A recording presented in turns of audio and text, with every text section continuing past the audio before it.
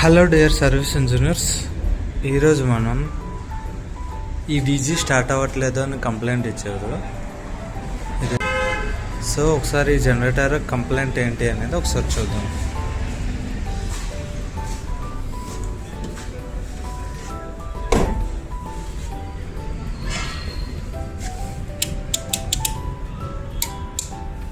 Controller కూడా on అవ్వట్లేదు.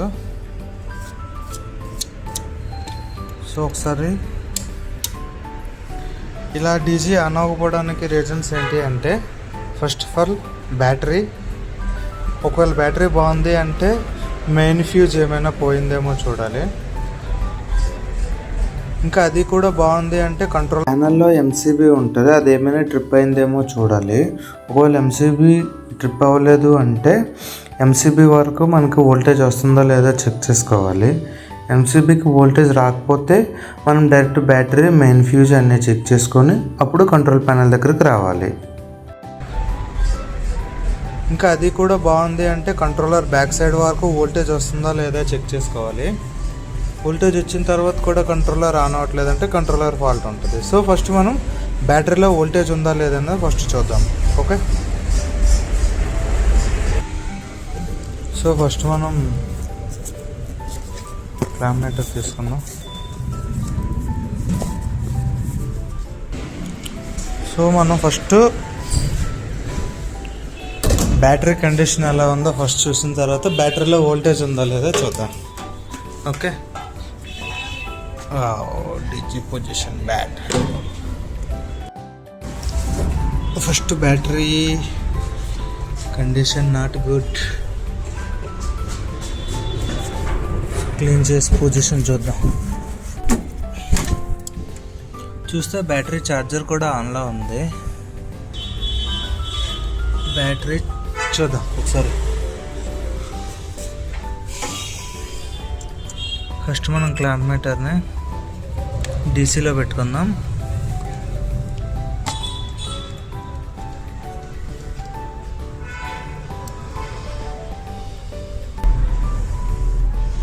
$13.62 చూడండి, డీసీలో పెట్టుకొని మనం చెక్ చేస్తే 13.62 వస్తుంది. అయినా సరే కంట్రోలర్ ఆన్ అవ్వట్లేదు. సో ఒకసారి ఇదిగోండి, ఇక్కడ మెయిన్ ఫ్యూజ్ ఉంది, మెయిన్ ఫ్యూజ్ చెక్ చేద్దాం.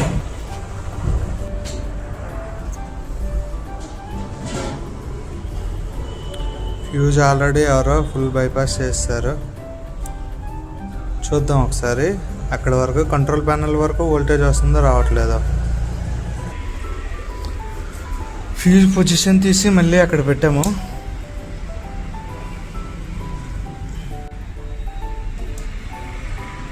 ఆన్ అయిపోయింది. బ్యాటరీ వోల్టేజ్ బాగానే ఉంది. సో ఫ్యూజ్ పొజిషన్ బాగాలేదు. చూడండి, యాక్చువల్గా మనకు ఆ ఫ్యూజ్ వేస్తే కంట్రోలర్ ఆన్ అయిపోయిందిగా. సో అది ఆల్రెడీ బైపాస్ చేసి ఉంది. సో మనం దాని ప్లేస్లో ఇప్పుడు మనం 30 amps ఫ్యూజ్ కొత్తది రీప్లేస్ చేద్దాం. ముందుగా కంట్రోల్ ప్యానల్ ఆఫ్ చేసుకొని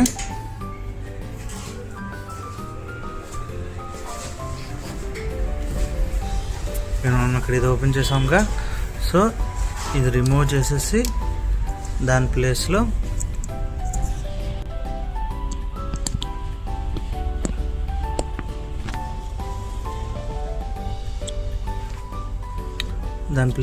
కొత్త ఫ్యూజ్ని ఇన్సర్ట్ చేసి లాక్ చేసేద్దాం. ఓకే, సో ఇప్పుడు బ్యాటరీ ఛార్జర్ ఆన్లోనే ఉంది. చూడండి, ఫ్లోట్లో ఉంది. కొత్త ఫ్యూజ్ చేసేసాం. సో ఒకసారి మనం స్టార్ట్ చేద్దాం. జనరేటర్ స్టార్ట్ అవుతుందో లేదో ఒకసారి చూద్దాం.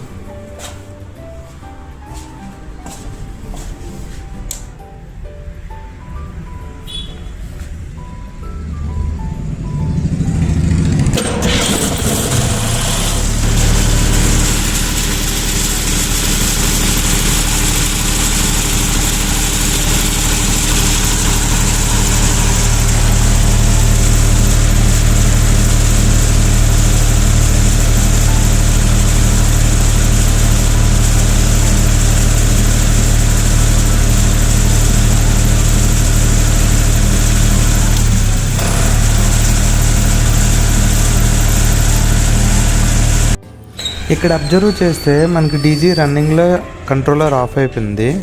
చూద్దాం నెక్స్ట్ ఏం జరిగింది అనేది. ఖచ్చితంగా ఫ్యూజ్ అనేది బర్న్ అవుద్ది.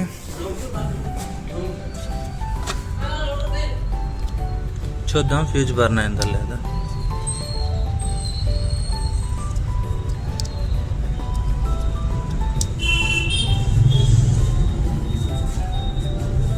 ఫ్యూజ్ బర్న్ అయిపోయింది.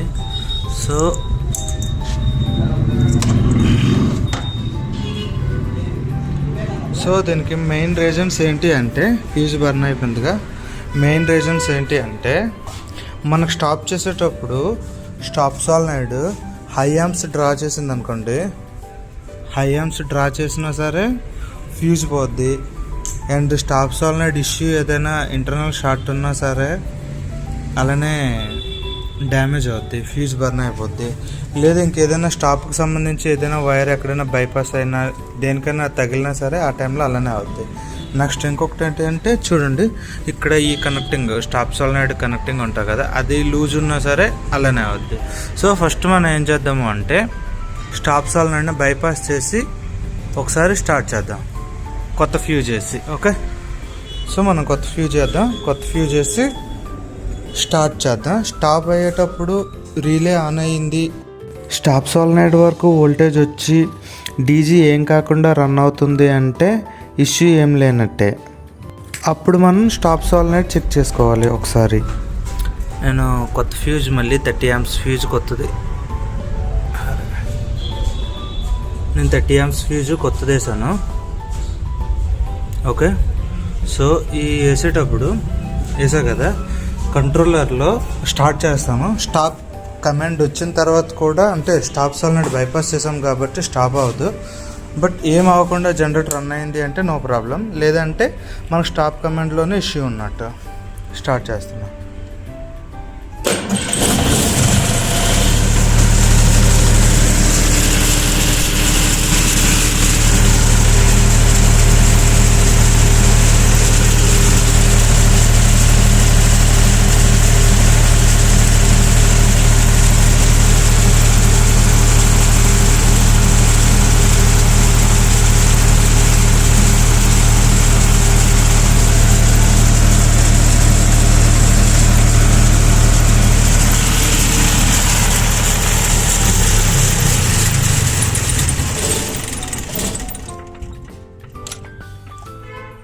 మనం మాన్యువల్గా డీజీని ఆఫ్ చేసాము, ఎందుకంటే మన బైపాస్ చేస్తాం కాబట్టి. సో ఫస్ట్ దీన్ని ఏం చేద్దామంటే, ఫస్ట్ ఫ్యూజ్కి కొంచెం ఎక్స్ట్రా హెవీ వైర్ వేసి మనం ఫస్ట్ చెక్ చేద్దాం ఏమైనా ఉందా లేదా. ఫస్ట్ లూజ్ కాంటాక్ట్ ఉందా లేదా చెక్ చేద్దాం.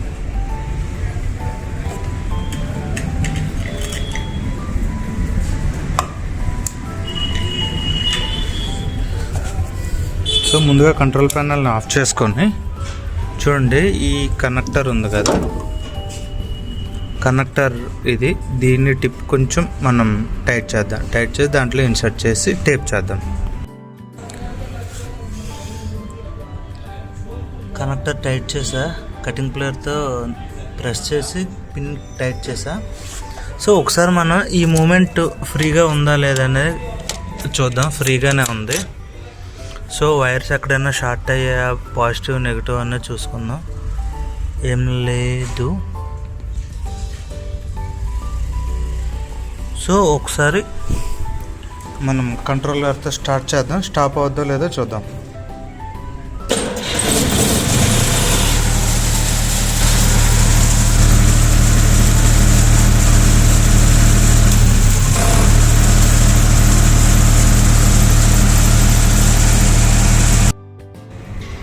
ఇంతకుముందు మనం చూడండి 30 amps ఫ్యూజ్ చేసాము. సో 30 amps ఫ్యూజ్ చేసేటప్పుడు ఏమవుతుంది అంటే, స్టాప్ అయ్యేటప్పుడు అది హై యాంప్స్ డ్రా చేయడం వల్ల మనకు ఫ్యూజ్ అనేది బర్న్ అయిపోతుంది. సో అదే ప్లేస్లో ఇప్పుడు మనం 40 amps ఫ్యూజ్ చేసామన్నమాట. 40 amps ఫ్యూజ్ చేసి చూడండి, కంట్రోలర్ ఆన్ చేసాం. ఆన్ చేసి ఒకసారి స్టార్ట్ చేస్తున్నా.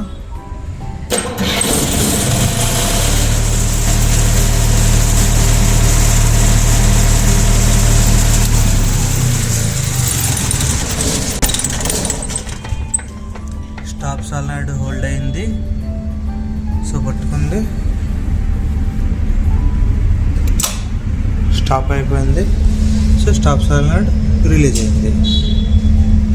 సో ఇక్కడ ఏసీ అంటే ఫ్యూజ్ డ్యామేజ్ అయింది.